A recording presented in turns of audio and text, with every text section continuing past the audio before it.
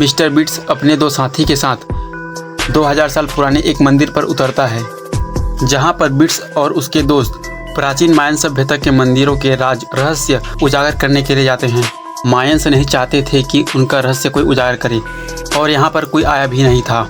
इन बहुत सारे मंदिरों के राज उजागर करने के लिए उनके पास केवल 100 घंटे होते हैं और फिर ये प्राचीन मंदिर के गेट में पहुँचते हैं। वहाँ से सब एक एक करके अंदर जाते हैं। अंदर जाते ही इन्हें एक मूर्ति दिखती है जिन्हें मकई देवता कहते हैं। बिट्स यहाँ पर स्ट्रक्चर को देखकर गेस करता है कि ये कौन सी चीज़ें हैं, लेकिन उनका गेस गलत होता है। जहाँ पर ये लोग हैं वो एक पिरामिड है, उसके ऊपर भी एक पिरामिड है और उसके ऊपर भी एक पिरामिड है। मतलब कि ये लोग जितने ही नीचे जाते जाएंगे वो चीज़ें उतनी ही पुरानी होंगी। फिर बिट्स बोलते हैं कि यकीन नहीं होता गवर्नमेंट ने हमें ये करने दिया। सच में ये क्रेजी है। यहाँ तो आर्कियोलॉजिस्ट को भी आने नहीं दिया जाता। हम जमीन के कितने। फिर 4 घंटा चलने के बाद ये लोग एक जगह रुकते हैं। वहाँ पर फिर इन्हें इनका गाइड एक मास्क दिखाता जिसे पिछले 20 साल में खोजा गया था। ये एक फ्यूनरेरी मास्क होता है जो स्नैक किंगडम के तानाशाह का मास्क है और ये मास्क 1000 साल पुराना होता है। फिर चारों वहाँ से निकलते हैं और फिर बताया जाता है कि हम एक प्राचीन शहर के बीच में हैं जहाँ पर ऐसे बहुत सारे मंदिर हैं।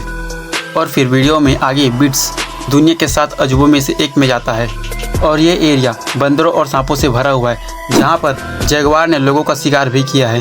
फिर इतने में शाम हो जाती है और सब वहाँ पर एक टेंट में सो जाते हैं और सुबह होते ही 15 घंटा बीत चुके होते हैं। ये पेंटिंग मायन्स लोगों की है जो कि 2000 साल पहले यहाँ पर रहते थे। फिर आगे वीडियो में दिखाया जाता है कि ये दुनिया का सबसे पहला बाल कोर्ट था जहाँ पर क्योंकि दुनिया का सबसे पहला टीम वाला बॉल स्पोर्ट था और हारने वाली टीम के कैप्टन का सर काट दिया जाता था। यहाँ पर बिट्स मायन्स के राजा द्वारा छुपाया गया सोना को ढूंढने के लिए समुद्र तट के गुफा में पहुँचे। यहाँ पर इनका मानना है कि यहाँ पर खजाना हो सकता है।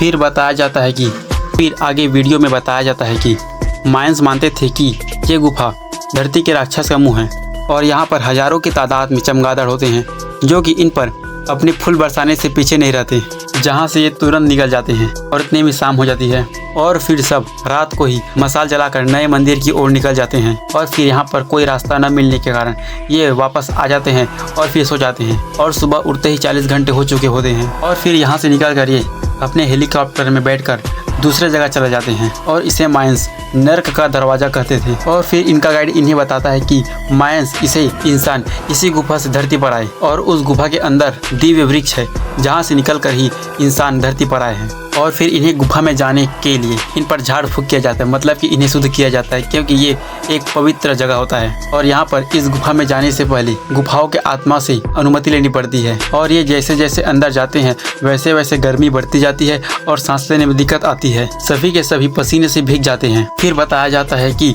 मायन्स नहीं चाहते थे कि कोई इस गुफाओं को देखे, इसलिए उन्होंने इस गुफा को दफना दिया था। और इन लंबी गुफाओं के रास्ते को पार करते हुए वो एक कमरे तक पहुँचते हैं और बताया जाता है कि यही वो दिव्य पेड़ है। फिर बिट्स बोलता है, क्या मैं अकेला हूँ जिससे लगा था कि दिव्य पेड़ सच में एक पेड़ होगा? गाइड इन्हें बताता है कि इन छोटे बर्तनों को भी मायन्स ने बनाया था। इनमें वो धूप डालकर भगवान को प्रसन्न करते थे। और फिर ये और आगे जाते हैं जहाँ पर ऑक्सीजन नहीं था। इन्हें आगे बढ़ने के लिए ऑक्सीजन सिलेंडर की ज़रूरत पड़ती है। और फिर जब इनमें से एक को पता चलता है कि नीचे ऑक्सीजन नहीं है तो वो वही रुक जाता है। और फिर नीचे जाने पर इनके गाइड को ऑक्सीजन की कमी से चक्कर आने लगता है तो फिर इन्हें तुरंत ऑक्सीजन दिया जाता है। यहाँ पर कुछ पुराने मिट्टी के बर्तन पड़े होते हैं। फिर बिट्स बोलता है कि मैं इन्हें घर ले जा सकता हूँ तो इनका गाइड कहता है कि तुम्हें जेल हो जाएगी। फिर बिट्स कहते हैं कि ठीक है, मैं नहीं ले जा रहा। और फिर तीनों आगे निकल जाते हैं। और फिर उनका एक दोस्त जो कि गुफा के निचले भागों में नहीं जा रहा है वो उनके बाहर निकलते उन्हें डराने का प्लान करता है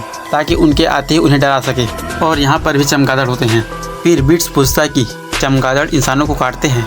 और फिर ये और गुफा के अंदर जाते हैं और ऑक्सीजन लेते रहते हैं। और फिर गुफा में जाते जाते ये गुफा के आखिरी छोर तक पहुंच जाते हैं जहां पर गुफा बंद होता है। और फिर तभी इनका एक दोस्त देखता है कि बिट्स के पीछे ही दुनिया की सबसे बड़ी मकड़ी होती है। फिर बिट्स अपना तर्क देते हैं कि इस पवित्र गुफा के आखिरी में दुनिया की सबसे बड़ी मकड़ी क्यों है। तो इनका दोस्त कहता है कि किसी चीज़ के रखवाली के लिए। और फिर गाइड भी कहता है कि हो सकता है। और फिर इनके वापस आते ही इनका दोस्त इन्हें डरा देता है। और फिर वहाँ से निकलते निकलते रात हो जाती है और सब लोग थके हुए भी होते हैं। तो फिर ये अपने नए कैंप में चले जाते हैं।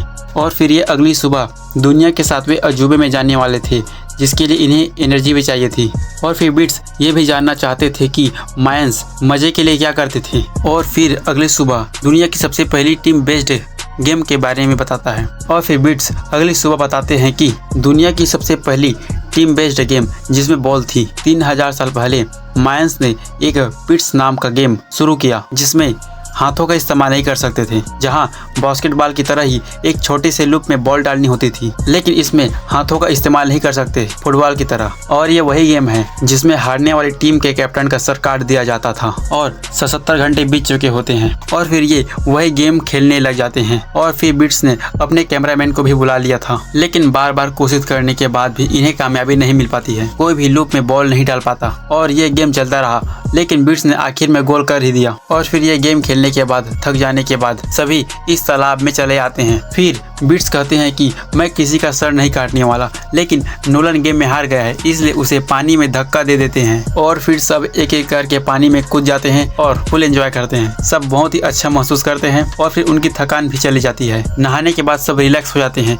लेकिन अभी भी दुनिया का 7वां अजूबा और अभी भी सबसे कमाल का मायन मंदिर, दुनिया का 7वां अजूबा बाकी था। और फिर उससे पहले ये क्लासिक मायन डिनर करते हैं। और फिर ये जितना भी खाना दिखाया जा रहा है उसे मायंस हजारों साल पहले खाया करते थे। और मायंस मकई की देवता का पूजा करते थे। और फिर सब खाना खाने के बाद सो जाते हैं। और ये है वो दुनिया का 7वां अजूबा। इसे दुनिया का 7वां अजूबा कहते हैं क्योंकि मायंस ने इसे ऐसे बनाया है कि इसके सामने आवाज करने पर ये आवाज को लेजर की तरह रिफ्लेक्ट कर देते हैं। फिर बिट्स बताता है कि इस पिरामिड के ऊपर एक मंदिर है जो कि सबसे ज्यादा पवित्र है और फिर उसमें जो कमरे हैं उसके अंदर जाना मना है। और फिर बिट्स मायन संस्कृति और उनकी आदर का सम्मान करते हुए वहाँ पर नहीं जाते, लेकिन वो ड्रोन उड़ाकर देखना चाहते हैं कि मंदिर में कौन सी पवित्र चीज़ है।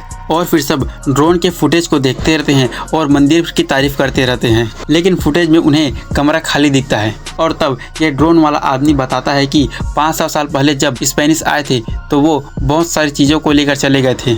और फिर बिट्स कहता है कि मुझे दुनिया के 7वें अजूबे को देखने का मौका मिला और आपको दिखाने का भी मौका मिला, इससे मैं गवर्नमेंट का शुक्रगुजार हूँ। और फिर वीडियो यहीं पर एंड हो जाता है।